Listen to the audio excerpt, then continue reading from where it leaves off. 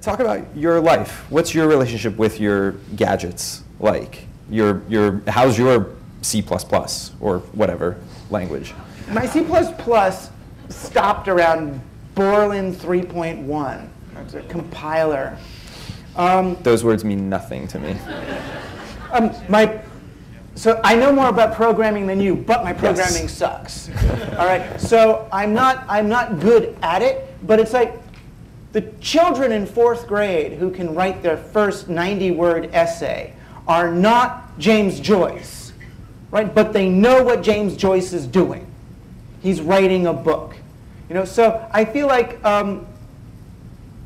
it's not a matter of being able to do it well. It's being able to understand that you could do it, and that you could do it if you wanted to. It's like we get language. We didn't learn just how to hear. We learned how to speak. We get text. We didn't learn just how to read. We learned how to write. Now we get computers, and we shouldn't learn just how to use them. We should learn how to program them. I'm not talking about the difference between like a driver and an auto mechanic. I'm not saying you have to be able to pop the hood of your car and fix it, or pop the hood of your computer and fix the power supply. I'm saying that you have to know how to use it. It's the difference between a driver and a passenger. Right? And driving Miss Daisy, she's too old, she can't drive anymore, whatever. So she has to trust Morgan Freeman to take her to the right places. If you don't even know anything about driving and there's just someone there, you're just in the curtained thing. Yeah, we'll take you to the best grocery store, don't you worry. We're taking you there right now. Oh, there's no more grocery store in this town, it turns out. You got to stay home and just get fresh direct. There's none. Oh, take me there, take me there. If you don't know how to drive, you don't know how to drive. Right? So I look at it like that. It's the capability of the machine. My personal programming, I was lucky. When computers came out, they didn't really have software. So if you wanted to use a computer, it meant playing with a computer was writing code for a computer. That's what it was. It was an anything machine.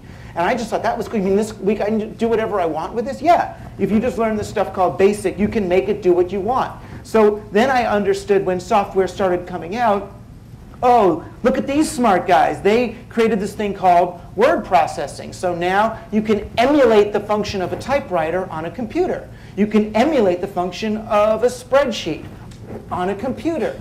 So a computer was emulating all of these tools that I knew from the real world. And that was a very different perspective to have on those things. No, I couldn't write a good word processing program. I stopped in C++. I was trying to write. It seemed simple at the time. I wanted to write a program that could control 3 elevators and just tell them where to go and when efficiently, based on when people pushed buttons. But there are so many situations, and I would get it to work, but I had these things called resource leaks, where your program ends up taking over the whole computer because you haven't closed every situation, which modern languages are a little bit. Java doesn't really quite have that problem that C++ had.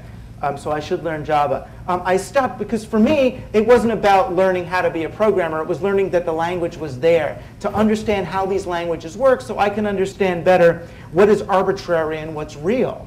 What are they letting me do and what are they not letting me do? What is organic to this environment and what's just because someone's not letting me do it?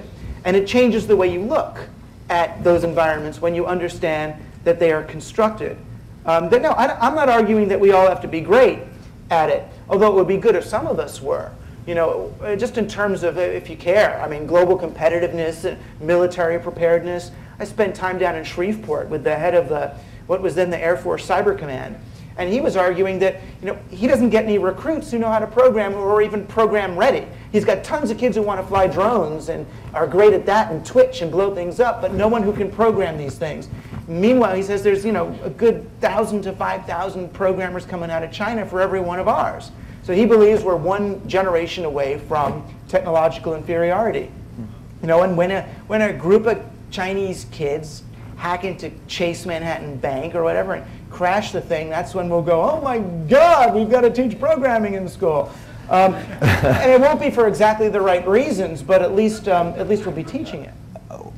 So there's a clear prescription in Program or Be Programmed what you think one ought to do to try to address the problems that you see. What about in Life Inc.? This is the same thing.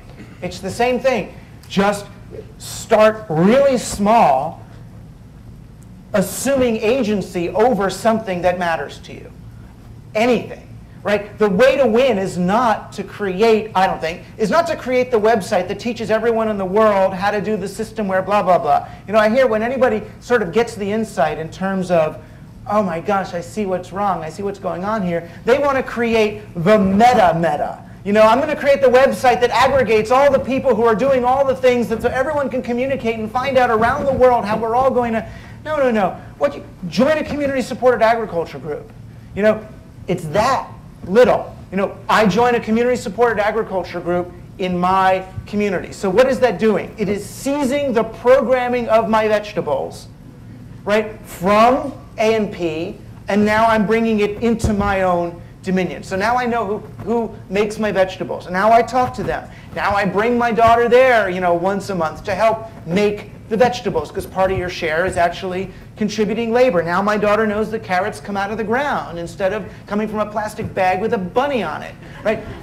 Now also, though, I find out that, oh, our community-supported agriculture group has more subscriptions than we can support. We can't grow enough Swiss chard and kale for how many people want it. So we buy another field. And then we find out that this field we've bought has been legislated, for some reason, has been legislated by the corn lobby to be used for corn or nothing. This is corn-subsidized land. So now, what do? Now we're in politics. Now we have to go and get the law changed, at least on this parcel of land, so that we can grow what we actually want to grow rather than corn syrup or ethanol, whatever it is we're supposed to be growing on this thing, which you don't even really grow in New York State, like, particularly well. It's confusing. So what is happening? You know, and then that's the point at which, okay, we can upload something. Okay, we just fought this law, now there's precedent, here's what we did, let's post it on a site where people are concatenating or whatever, collecting all this stuff. So the way to do it is to decide to take back something. If you're in Lansing, Michigan, you've got people who have skills, right? They know how to fix things and make stuff. They have needs, they have kids, they need food, but they don't have a GM plant and they don't have a bank. Right? The way they think about it is, how do we get a bank to come here to loan money so that a corporation can open a factory so we can have jobs and work for minimum wage for some company? That's what they're thinking. Right? They're not thinking, oh, wait a minute, I do something that those 7 people need. That person does something that those people need. Oh, we don't need currency to do that. We need a currency to do that. So what if we set up a let system or a time bank or something else? What if we create a website where people post the things they do, people post the things they need? We have a simple local Lansing dollar currency that you earn into existence rather than borrow into existence, and we can get things done. Not everything. We're not going to get our iPhones that way, but if we can get 50–60% of our human needs taken care of by actually doing things where we live for one another, it's just taking back the program. It's realizing that everything is not set in stone, and that these are the reality we're living in doesn't have to work the way it does.